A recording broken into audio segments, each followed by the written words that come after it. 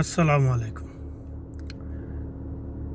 এখন আন্দোলন যে থাক বা না থাক বা রয়েছে বা না রয়েছে, এইগুলো তো হবে। বাংলাদেশ যেহেতু গণতান্ত্রিক দেশ, এটা হবে। কিন্তু প্রশ্নটা হচ্ছে, এই আন্দোলন কোটা হয়ে সরকার মানলো, কিন্তু গুলা পানি কইরা পানিরে গুলা কইরা পরে খাইলো। সরকার খাইলো, কিন্তু পানি গুলা কইরা খাইলো।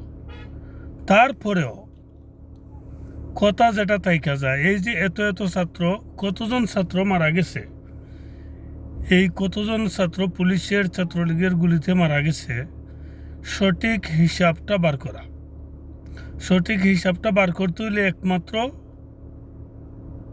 প্রত্যেকটা ভার্সিটি এবং কলেজ এবং প্রাইভেট বিশ্ববিদ্যালয়গুলার প্রত্যেকটা ক্লাসের ছাত্ররা তাদেরকে কোন কোন ছাত্র হারাইছে,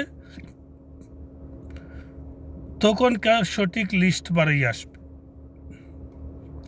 তখন সঠিক লিস্টটা বাড়াই আসবে। আর সঠিক লিস্ট বাড়ানোর পরে 2024 সালের ওরাই হচ্ছে আসল দেশপ্রেমিক, ওরাই হচ্ছে মুক্তিযোদ্ধা। মুক্তিযুদ্ধের সময়ও পাকিস্তানি হানাদার বাহিনীরা এরকম গুলি করতে মারতে পারে নাই, আর বুক টানাইয়া ওই সময় কেউ দেয় নাই। তো ওই সময় তো দেশ ছিল পরাধীন, এখন নিজের স্বাধীন দেশও। প্রথম শহীদ হচ্ছে আবু সাঈদ।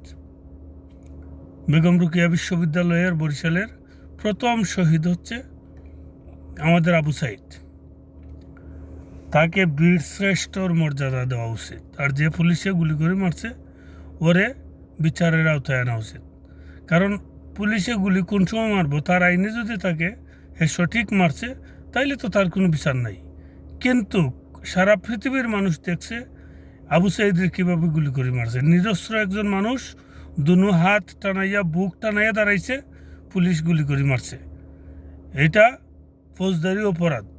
অনেকেই বলছে, যারা আইনের ছাত্র, যারা আইনের শিক্ষক, যেমন আসিফ নজরুল স্যার বলছে এটা ফৌজদারি অপরাধ।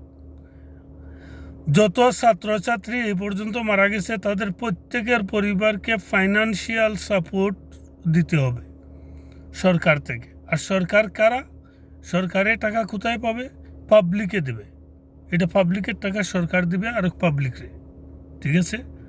1 2 নাম্বার, এরা প্রত্যেকরে মুক্তিযুদ্ধের সমপরিমাণ মর্যাদা দিতে হবে যারা আন্দোলনরত শিক্ষার্থী মারা গেছে।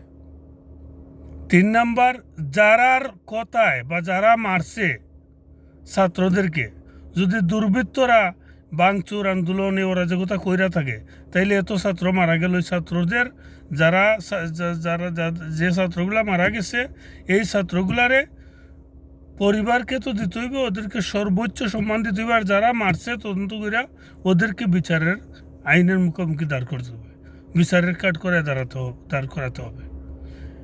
এই দাবি যেন সমন্বয়কারী এবং পুরা বাংলাদেশের আপামর জনসাধারণের ওই দাবিটা যেন থাকে। তাইলে ওদের পরিবার যদি একটু পায়, ছেলে হারাইছে যার ভাই হারাইছে, ওরা তো এমনিই সুখাহত, ওদেরকে সান্ত্বনা দেওয়ার মতো কিচ্ছু নাই। কিন্তু এই পরিবারগুলা যদি এই 1 নাম্বার সর্বোচ্চ সম্মাননা, 2 নাম্বার ওদের পরিবারকে ফাইনান্সিয়াল সাপোর্ট, 3 নাম্বার যারা মারছে তাদেরকে বিচারের আওতায় আনা। ওকে, এটার জন্য আপামর জনসাধারণ সবার, এটা আমার উক্তি, আপনারও উক্তি হোক। আল্লাহ হাফিজ।